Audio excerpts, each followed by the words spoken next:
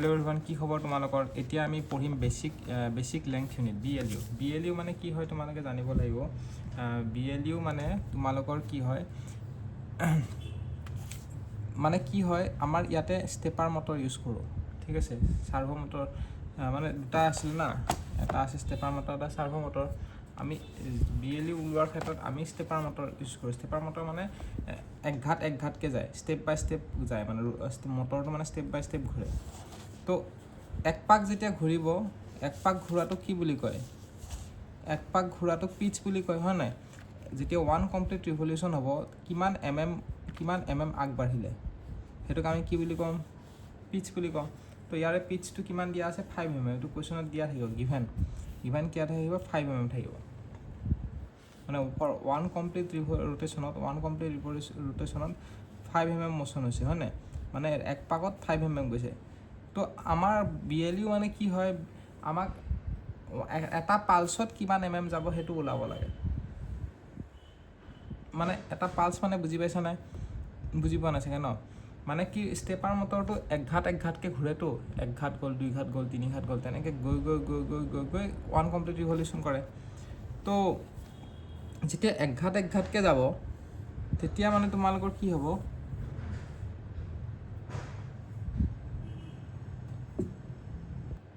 এক ঘাটত কিমান ডিগ্ৰী আছে সেইটো তোমালোকক কুৱেশ্যনত দিয়া থাকিব। মানে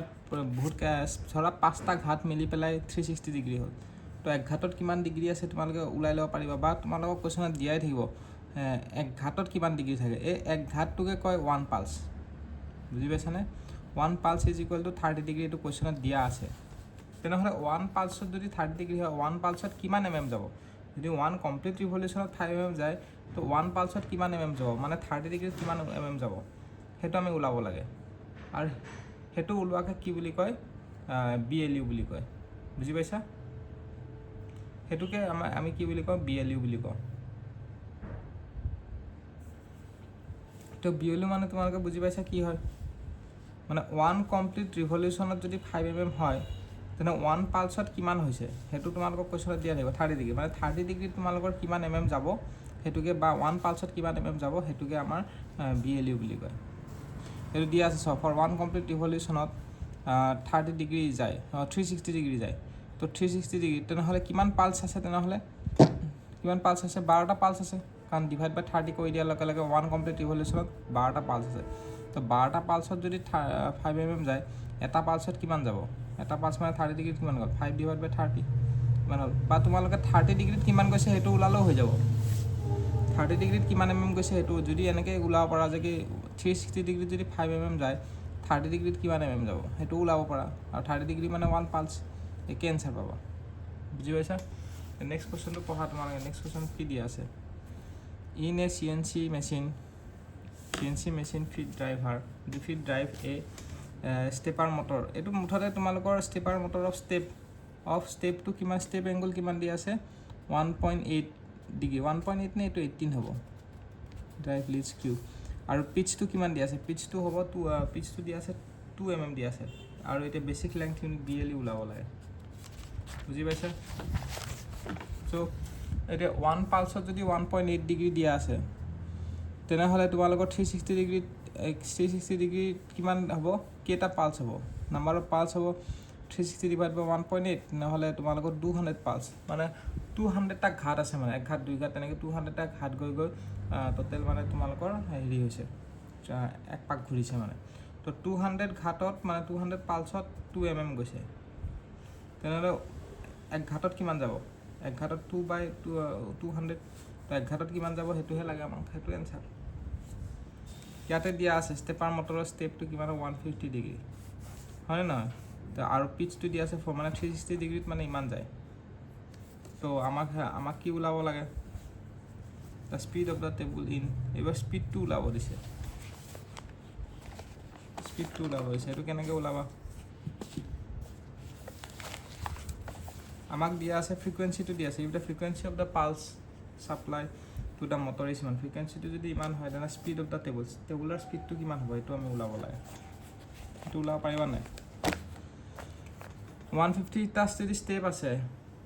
হয়নে নহয়? তো পালছ 150 হ'ব, মানে 150টা ঘাট আছে মানে পালছ 150 ফৰ 1 কমপ্লিট ৰিভলিউশ্যন তো 150 পালছত যদি 4 mm যায় এটা পালছত কিমান যাব এটা পালছত 4 ডিভাইড বাই 150 mm হয় নাই তো 200 হাৰ্টছ মানে কি হয় 200 হাৰ্টছ মানে মনত ৰাখিবা 200 pulse by second per second 200 pulse per second এতিয়া ইয়াৰ পৰা আমি স্পীডটো ওলাব লাগে স্পীডটো কেনেকৈ ওলাবা চোৱা স্পীড মানে কি মিটাৰ পাৰ ছেকেণ্ড এই দুটা মাল্টিপ্লাই কৰি দিলে হ'ব নাই মানে তোমালোকক কি কৈছে 4/150 ইনটু 200 মাল্টিপ্লাই কৰি দিয়াৰ লগে লগে তোমালোকৰ কি হৈ যাব mm পাৰ ছেকেণ্ডত আহি যাব এইটো হাৰ্টছ মানে কি পাৰ ছেকেণ্ড নহয় জানো পালছ পাৰ ছেকেণ্ড বুলি লিখিলেও হ'ল হাৰ্টছ 200 হাৰ্টছ মানে 200 পাৰ ছেকেণ্ড বুজি পাইছা 200 হাৰ্টছ মানে 200 পাৰ ছেকেণ্ড 1/t টোকেতো তোমালোকৰ হাৰ্টছ বুলি কয় তো 1/t মানে কি টাইম তো 200 হাৰ্টছ মানে 200 পাৰ ছেকেণ্ড হয় তো আৰু ওপৰত দিয়া আছে 1 পালছ ইজ ইকুৱেল টু কিমান গৈছে 4/150 তো 4/150 ইনটু 200 কৈ দিয়া তো এইটো মিনিটত দি দিলেগে 320 mm পাৰ মিনিট হৈ গ'ল হ'ব তো এইটো হৈ গ'ল আমাৰ BLU এতিয়া আমি এইখিনি পঢ়া হৈ গ'ল হয়নে বেছিক ইলেক্ট্ৰিক ইউনিটটো বুজি পাইছা এতিয়া পাৰ পালছ কিমান mm যাব সেইটো আমি ওলাব লাগে এতিয়া নেক্সট তোমালোকে চোৱা ইয়াতে টুল মানে ট্ৰেভেল কৰে যে টুলটো এনেকৈ কাটি যাই থাকে না টুলটোৱে তো টুল ট্ৰেভেল কৰা ইয়াতে মানে তোমাৰ দুটা নিয়ম আছে দুটা পজিশ্যন আছে টাইপছ অফ টুল পজিশ্যনিং বুলি কয় এটা আছে ইনক্ৰিমেণ্টেল পজিশ্যনিং আৰু এটা হ'ল এবছলিউট পজিশ্যনিং তো ইনক্ৰিমেণ্টেল পজিশ্যনিঙত কি হয় ইনক্ৰিমেণ্টেল পজিশ্যনিঙত মানে আমি ছাপ'জ প্ৰথম টুলটো ইয়াতে আছেতো ইয়াৰ পৰা ইয়ালৈকে গ'ল টুলটো ক'ৰ পৰা গ'ল ইয়াৰ পৰা ইয়ালৈকে তো কিমান ডিষ্টেঞ্চ গ'ল ইফালৰ পৰা 5 mm গ'ল ইফালৰ পৰা 5 mm গ'ল মানে এক্স এক্সিছত তোমাৰ 0.5 গৈছে y এক্সিছত 0.5 গৈছে তাৰপিছত এইখিনিৰ পৰা এইখিনিলৈকে গ'ল তো কিমান mm গ'ল ইফালৰ পৰা 5 গ'ল y 0 গ'ল তেতিয়া আমি কি ধৰিম যে কি ইনক্ৰিমেণ্টেলত আমি কি ধৰিম অৰিজিনটো এইটো নধৰোঁ প্ৰথম অৰিজিন ইয়াতে আছিলে ইয়াৰ পৰা ইয়ালৈকে গ'ল তো এইটো অৰিজিন লৈ পেলাই 5 mm ধৰিছোঁ নেক্সট টাইম ইয়াৰ পৰা ইয়ালৈকে যেতিয়া যাব তেতিয়া অৰিজিনটো আমি ইয়াৰ পৰা ইয়ালৈকে যোৱাটো নধৰোঁ মানে টোটেল কিমান ডিষ্টেঞ্চ গ'ল এক্স ডাইৰেকশ্যনত টোটেল 0.5 1 mm গ'ল নে নাই 1 mm গ'ল কিন্তু আমি 1 mm যোৱা নধৰোঁ আমি কিমান ধৰিম 5 mm যোৱা মানে অৰিজিনটো ইয়াতে শিফ্ট কৰাই দিম ইয়াৰ পৰা ইয়ালৈকে কিমান গ'ল সেইটো আমি চাম ইনক্ৰিমেণ্টেলত তাৰপিছত ইয়াৰ পৰা ইয়ালৈকে যেতিয়া যাব আমি অৰিজিনটো আমি ইয়াতে শিফ্ট কৰাই দিম তো ইয়াৰ পৰা ইয়ালৈকে কিমান গ'ল সেইটো আমি চাম ইয়াৰ পৰা ইয়ালৈকে কিমান গ'ল সেইকাৰণে 0.5 দেখাইছে ইফালে 0.5 দেখাইছে ইফালে 0.75 দেখাইছে টোটেল কিমান গৈছে সেইটো আমাক নেদেখায় সেইটো আমি নধৰোঁ মানে বুজি পাইছা তো সেইটো ইনক্ৰিমেণ্টেলত সেইটো এবছলিউটত কি হয় এবছলিউটত অৰিজিনটো আৰম্ভণিতে যোনটো আছিলে সেইটোৱে ধৰাই যেনেকৈ চোৱা ইয়াৰ পৰা ইয়ালৈকে গ'ল কিমান গ'ল 0.5 এইখিনিৰ পৰা এইখিনিলৈকে গ'ল কিমান গৈছে টোটেল কিমান গৈছে সেইটো চাম মানে এই অৰিজিনৰ পৰা কিমান গৈছে সেইটো চাম টোটেল 1 গৈছে তাৰপিছত ইয়াৰ পৰা ইয়ালৈকে গৈছে অৰিজিনৰ পৰা কিমান গৈছে 1.75 গৈছে হয়নে আগৰবাৰ কি হৈছিলে অকল 0.5 যোৱা দেখিছোঁ কাৰণ ইনক্ৰিমেণ্টেল অৰিজিনেলটো ইয়াতে ধৰিছোঁ এবাৰ আমি ইয়াৰ পৰা ইয়ালৈকে যোৱা ধৰিছোঁ কাৰণ কিয় অৰিজিনটো যোনটো অৰিজিন আছিলে সেইটো আমি ধৰিছোঁ আৰু y ডাইৰেকশ্যনতো একে ইফালে 0.5 গৈছে ইফালে 0.75 গৈছে টোটেল কিমান গৈছে 0.75 সেইটো বুজি পাইছা ইনক্ৰিমেণ্টেল আৰু হেৰি এতিয়া তোমালোকে পঢ়িব লাগিব মাষ্টাৰ প্ৰডাকশ্যন শ্বেডিউল কি হয় মাষ্টাৰ প্ৰডাকশ্যন শ্বেডিউল মানে কি হয় এটা অভাৰঅল প্লেনিং এটা হয় হা প্ৰডাক্ট এটা কেনেকৈ বনাম তো outcome of aggregate planning is master production schedule সেইটো এগ্ৰিগেট প্লেনিঙৰ যোনটো আউটকাম আছে সেইটো হৈ গ'ল master production schedule it tells you how many and when final product will be ready to shift কেতিয়া মানে ফাইনেল প্ৰডাক্টটো শ্বিফ্ট কৰিবলৈ ৰেডি হ'ব সেইটোৱে আমাক কয় মানে মাষ্টাৰ প্ৰডাকশ্যন শ্বেডিউল তো কিমান প্ৰডাক্ট আৰু কেতিয়া ফাইনেল প্ৰডাক্টটো ৰেডি টু শ্বিফ্ট হ'ব সেইটোৱে আমাক মাষ্টাৰ প্ৰডাকশ্যন শ্বেডিউলে কয় তেনেকৈ প্ৰথম ফ'ৰকাষ্টিং কৰিম তাৰপিছত এগ্ৰিগেট প্লেনিং কৰিম তাৰপিছত মাষ্টাৰ প্ৰডাকশ্যন শ্বেডিউল পিছত মাষ্টাৰ প্ৰডাকশ্যন শ্বেডিউলৰ 3টা ভাগ আছে এটা হ'ল এম আৰ পি আৰু এটা হ'ল ৰিপৰ্ট এম আৰ পিৰ ইনপুট দুটা আছে দেই কেতিয়াবা সেইটোও সোধে এম আৰ পিৰ ইনপুট কি হয় এম আৰ পিৰ ইনপুট বিল্ড অফ মেটেৰিয়েল আৰু ইনভেণ্টৰী কাৰণ চোৱা কাৰ চিনটো ইফালে আহিছে হয় নাই মানে এই দুটা ইনপুট হয় বিল অফ মেটেৰিয়েল আৰু ইনভেন্টৰী ইনপুট হয় তো MRP ইনপুট কেতিয়াবা সুধিছে MRP ইনপুট হৈ গ'ল বিল অফ মেটেৰিয়েল আৰু ইনভেন্টৰী আৰু MRP আউটপুট কি হয় ৰিপৰ্টটো হয় ক্লিয়াৰ হৈছে এতিয়া তোমালোকৰ নেক্সট চোৱা কম্পিউটাৰ ইণ্টিগ্ৰেটেড মেনুফেকচাৰিং দুটা ধৰণৰ দুটা আছে এটা হ'ল CAD আৰু এটা হ'ল CAM CAD মানে কম্পিউটাৰ এডেড ডিজাইন আৰু CAM মানে হ'ল কম্পিউটাৰ এডেড মেনুফেকচাৰিং এটা CAD আৰু CAM কি হয় চাই লোৱা if the design of the component is done with the use of computer is called computer aided design মানে কম্পিউটাৰ যোনটো প্ৰডাক্ট বনাম তাৰ যদি ডিজাইনটো আমি কম্পিউটাৰত বনাওঁ এটোকে কয় computer aided design CAD deals with modeling and detailed design of parts or tool modeling আৰু detailed ডিজাইনটো কোনে কৰে CAD কৰা হয় of the total product CAM কি হয় CAM deals with the fabrication of the part fabrication মানে কি কৰে CAMটোৱে মানে তোমাৰ এইটো এটা পাৰ্ট বনালো দুটা পাৰ্ট আমি জয়েন কৰিব লাগে সেই জয়েনিং কামটো কোনে কৰে বা ফেব্ৰিকেশ্যন কামটো কোনে কৰে CAMে কৰে CAM প্ৰডাক্ট এইটো ডিজাইন আৰু এইটো ডিজাইন কোনে বনালে CADে বনালে কিন্তু দুটা জয়েন কোনে কৰিব CAMে কৰিব তাৰপিছত CAM deals with the fabrication of the parts using the design database use কৰি পেলাই fabrication of the part use কৰে ক্লিয়াৰ হৈছে এতিয়া তোমালোকে ফ্লেক্সিবল মেনুফেকচাৰিং চিষ্টেম কি হয় চোৱা FMS ফ্লেক্সিবল মেনুফেকচাৰিং চিষ্টেমত তোমাক কি লাগে NC মেচিন লাগিব CNC মেচিন লাগিব NC বা CNC লাগিব হয়নে তাৰপিছত তোমালোকৰ DNC লাগিব তাৰপিছত তোমালোকৰ DNC কি হয় তোমালোকক কৈ আছোঁ অট'মেটিক গাইডেড ভেহিকল লাগিব আৰু ষ্টিমুলেশ্যন ছাপৰ্ট লাগিব হয় একেটা বস্তু লাগিব এতিয়া DNC কি হয় তোমালোকক কৈ লওঁ DNC কি হয় চোৱা DNC বা direct distributed numerical control DNC in DNC several NC or CNC machine can be controlled মানে বেলেগ ধৰণৰ NC আৰু CNC machine আমি কন্ট্ৰোল কৰিব পাৰোঁ by a large central computer এটা ডাঙৰ চেন্ট্ৰেল কম্পিউটাৰ দি আমি বহুত কেটা ডাঙৰ চেন্ট্ৰেল কম্পিউটাৰ দি আমি বহুত কেটা মানে NC আৰু CNC machine আমি কন্ট্ৰোল কৰিব পাৰোঁ we can be controlled by a large central computer called a host computer which has bulk memories সেই যে ডাঙৰ চেন্ট্ৰেল কম্পিউটাৰকে হোষ্ট কম্পিউটাৰ বুলি কয়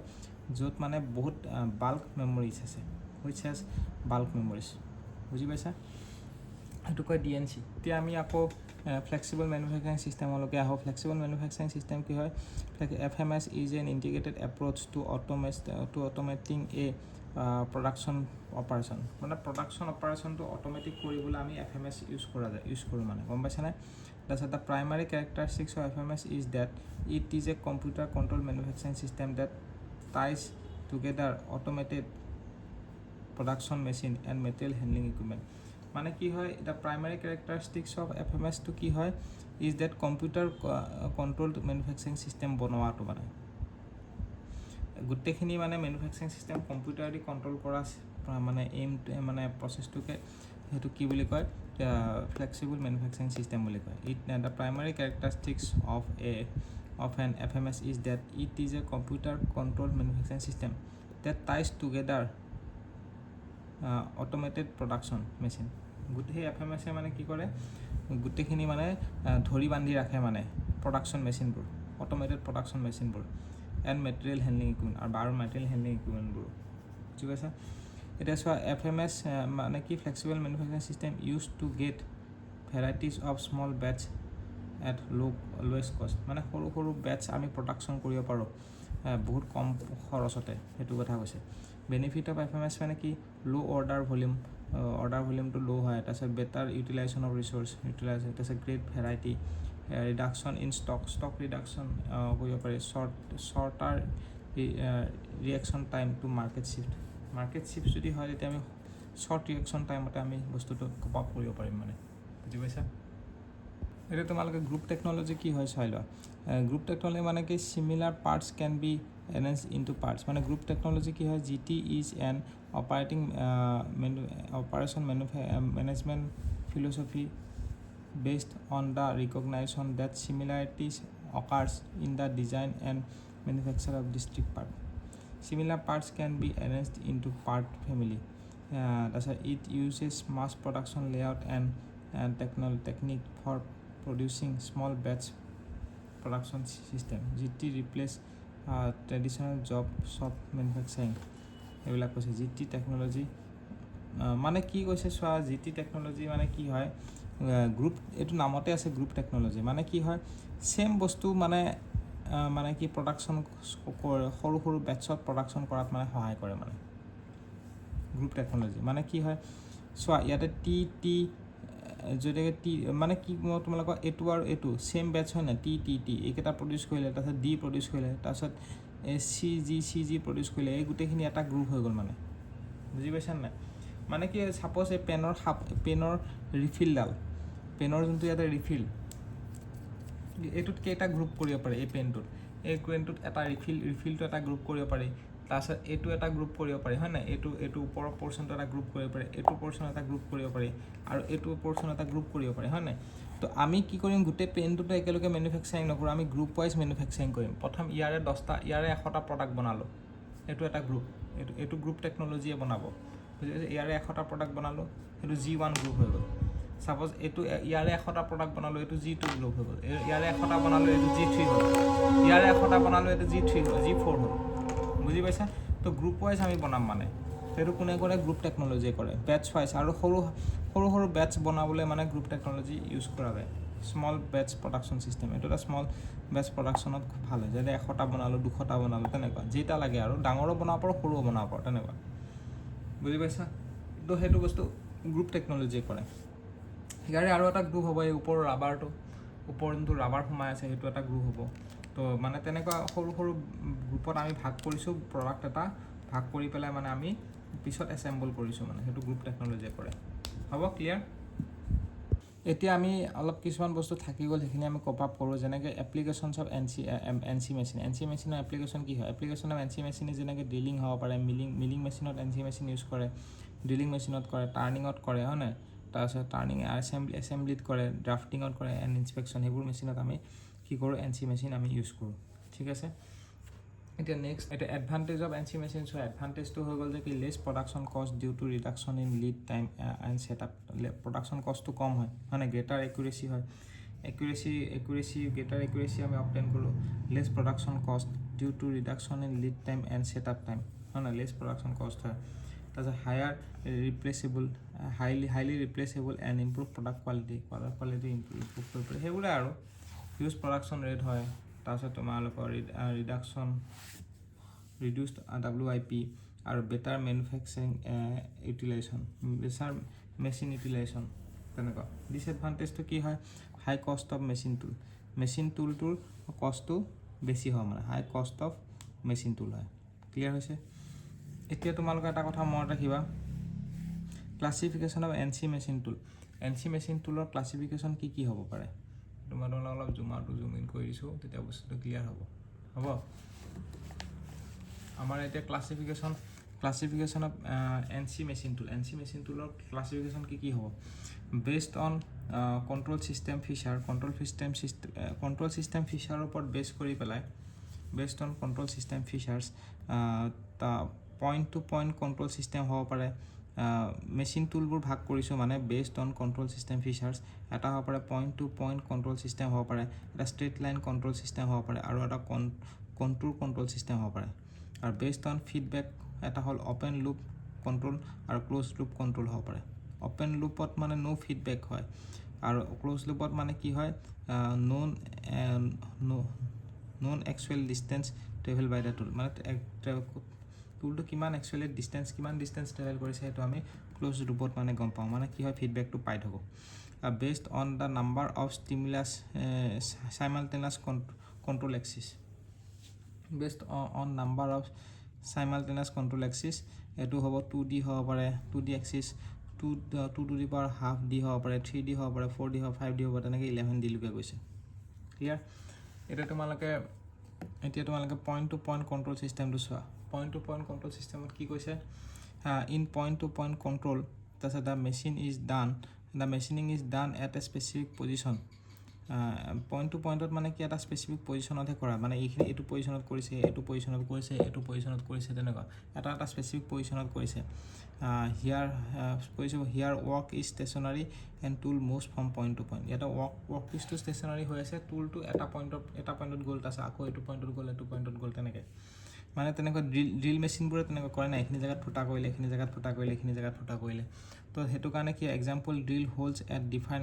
পজিশ্যনছ অন এ বেটছ ড্ৰিল আমি হোল ড্ৰিল কৰোঁ বেলেগ বেলেগ পজিশ্যন অফ বেটছত ক্লিয়াৰ নেক্সট তোমালোকে চোৱা এটা হ'ল ষ্ট্ৰেট লাইন কণ্ট্ৰলত তোমালোকৰ কি আছে in straight line control the tool moves at a control feed rate in one axis direction at a time মানে এটা এক্সিছ ডাইৰেকশ্যনতে যায় এটা টাইমত মানে এনেকুৱা নহয় যে ইফালেও গৈছে তেনেকুৱা এটা এক্সিছ ডাইৰেকশ্যনতে মানে তোমাৰ কি হৈ যায় যদি এক্স এক্সিছটো ইফালে হয় এনেকৈ যাব যদি ৱাই এক্সিছটো ইফালে এনেকৈ যাব দুটা এক্সিছতে চাইমালটেনিয়াছলি নাযায় মানে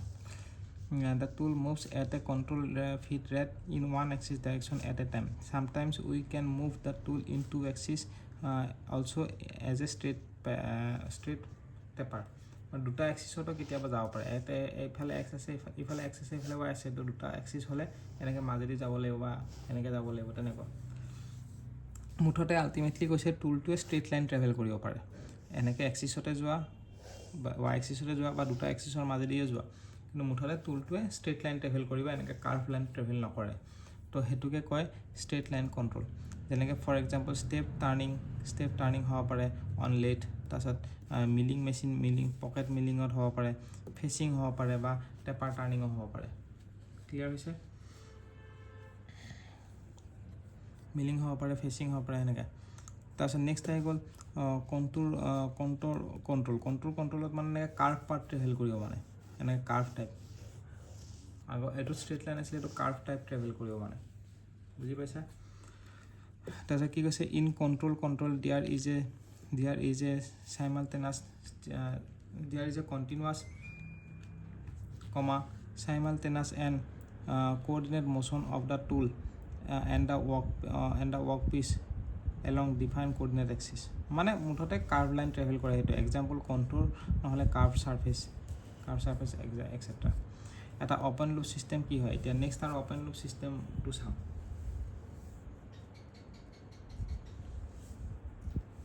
অ'পেন লুপ ছিষ্টেমটো কি হয় অ'পেন লুপত হ'ব in open loop system there is no' feedback নাই and no' return signal to indicate the actual position of the tool indicate কৰাৰ কাৰণে ৰিটাৰ্ণ চিগনেল নাই আৰু ক্ল'জ লুপ চিগনেলত কি হয় in close loop control system it gives the actual distance travel by tool and so' we can know' the error আমি তাৰপিছত এৰৰটো আমি গম পাওঁ between input and output signal input আৰু আউটপুট চিগনেলৰ পৰা আমি এৰৰটো গম পাওঁ সেইটোৱে নেক্সট আৰু এটা কি আছিলে নেক্সট আছিলে তোমাৰ based on the simultaneous control axis তাৰ 2D 3D হয়তো চাইমালটেনাছ কণ্ট্ৰল এক্সিছৰ পৰা আমি বেলেগ এক্সিছ থাকে এটা হ'ল 2D এক্সিছত ট্ৰেভেল কৰিব পাৰে টুলটো 2 হাফ ডিষ্টেঞ্চত ট্ৰেভেল কৰিব পাৰে 3D ডিষ্টেঞ্চত 3D ট্ৰেভেল কৰিব পাৰে 4D পাৰে 5D পাৰে তেনেকৈ 11Dলৈকে পাৰে হ'ব এতিয়া তোমালোকে পাৰ্ট প্ৰগ্ৰামটো চোৱা পাৰ্ট প্ৰগ্ৰামত তোমালোকৰ CNC মেচিনত কোড কি আছে এটা হ'ল এন কোড আছে এটা এছ কোড আছে টি কোড আছে আৰু এক্স কোড আছে হয়নে তো ইয়াতে তোমালোকে চাব লাগিব যে কি এন কোডত কি আছে এন কোড মানে কি নেম আৰু টাইটেলটো ইণ্ডিকেট কৰে ঠিক আছে এছ কোডে কি ইণ্ডিকেট কৰে এক্স কোডে কি ডিটাৰমাইন কৰে স্পীড ডিউৰিং এ কাটিং অপাৰেশ্যন স্পীডটোৱে ডিটাৰমাইন কৰে speed during cutting operation T কোডে কি ডিটাৰমাইন কৰে স্পেচিফিক কাটিং টুল এটা স্পেচিফিক কাটিং টুল যোনটো কাটিং টুল আমি চুজ কৰিছোঁ সেইটো টি কোডে ডিফাইন কৰে আৰু এটা হৈ গ'ল এক্স কোডে কি ডিফাইন কৰে স্পেচিফিক পজিশ্যন এলং এক্স এক্সিছত স্পেচিফিক পজিশ্যনটো ডিটাৰমাইন কৰে আৰু এটা আছে জি কোড বুলি জি কোডটো তোমালোকে এতিয়া পাবা জি কোড মানে আমি কেনেকৈ কাটিম মানে কেতিয়া জি কোডে কি বুজায় জি কোডে বুজায় মানে আমি কেতিয়া ষ্টপ কৰিম কেতিয়া হোল্ড কৰিম সেইটো জি কোডে বুজায় এতিয়া ইম্পৰ্টেণ্টটো হ'ল তোমালোকৰ জি কোডটোৱে বুজি পাইছা তো প্ৰগ্ৰেমিং কৰাৰ আগতে এই জি কোড আৰু এম কোড আৰু এটা আছে এম কোড তো জি কোড আৰু এম কোডটো তোমালোকে জানিব লাগিব হ'ব তো জি কোড আৰু এম কোডটো কি হয় তোমালোকে চাই লোৱা এতিয়া জি কোডত কি আছে চোৱা G00 মানে ৰেপিড ট্ৰেভেল G01 মানে লিনিয়াৰ ইণ্টাৰপোলেশ্যন G02 মানে ক্লকৱাইজ চাৰ্কুলাৰ ইণ্টাৰপোলেশ্যন G03 মানে clockwise counter clockwise circular interpolation হয় G04 মানে ডুৱেল মানে এটা পজিশ্যনত গৈ মানে এনেকুৱা ডুৱেল মানে এনেকৈ উঠিছে এই এনেকৈ ষ্ট্ৰেইট লাইন গৈছে তাৰপিছত আকৌ নামিছে এই ষ্ট্ৰেইট লাইন যোৱা পৰ্চনটোকে কয় ডুৱেল আৰু G05 মানে হোল্ড এটা G08 মানে হ'ল ফৰ এক্সিলাৰেশ্যন G09 মানে ফৰ ৰিটাৰ্ডেশ্যন G17 মানে হ'ল XY প্লেন চিলেকশ্যন বুলি কয় XY প্লেন চিলেকশ্যনটোকে আমি G17 বুলি লিখিব লাগিব G17 G18টো হ'ব YZ প্লেন চিলেকশ্যন G19টো হ'ব ZX প্লেন চিলেকশ্যন সেইটো মনত ৰাখিব লাগিব হা G33 হ'ব thread cutting with constant lead use কৰি পেলাই যদি থ্ৰেড কাটা তেতিয়াহ'লে G34টো হ'ব thread cutting with increasing lead যদি হয় তেতিয়াহ'লে G35 হ'ব thread cutting with decreasing lead মনত ৰাখিবা এইটো তাৰপিছত ই চব ইম্পৰ্টেণ্ট নহয় এইটো মনত ৰাখিব পৰা G92 হ'ল এবছলিউট আমি যোনটো পঢ়িছিলোঁ এবছলিউট প্ৰগ্ৰেমিং আৰু ইনক্ৰিমেণ্টেল প্ৰগ্ৰেমিং তো যি তোমালোকৰ সেইটো দেখিছা এইখিনি দেখিলা নাই এইখিনি মই ভিডিঅ'টোত দেখা গৈছেনে যোৱা নাই তো মই নাচালোঁ নহয় ঠিক আছে মই আৰু এবাৰ কৈ দিছোঁ ভিডিঅ'টোত আহিছেনে অহা নাই মই গম নাপালোঁ সেইকাৰণে আৰু এবাৰ কৈ দিওঁ G00 হ'ল ৰেপিড ট্ৰেভেল G01 মানে ইনক্ৰিমেণ্টেল G01 মানে লিনিয়াৰ ইণ্টাৰপোলেশ্যন G02 মানে কাউণ্টাৰ ক্লকৱাইজ চাৰ্কুলাৰ ইণ্টাৰপোলেশ্যন G03টো হ'ল counter clockwise circular interpolation G04 হ'ব ডুৱেল মানে এনেকৈ গৈ পেলাই এনেকৈ উঠিলে চাব এটা জেগাত গৈ কনষ্টেণ্ট হ'ল তাৰপিছত আকৌ নামি গ'ল সেই কনষ্টেণ্ট হোৱা পৰ্চনটোকে কয় ডুৱেল G05 হ'ল হোল্ড G08 হ'ল ফৰ এক্সিলাৰেশ্যন G09 হ'ল ফৰ ৰিটাৰ্ডেশ্যন G17 হৈ গ'ল XY প্লেন চিলেকশ্যন যদি XY প্লেন চিলেক্ট কৰে তেতিয়াহ'লে G17 G18 হৈ গ'ল YZ প্লেন চিলেকশ্যন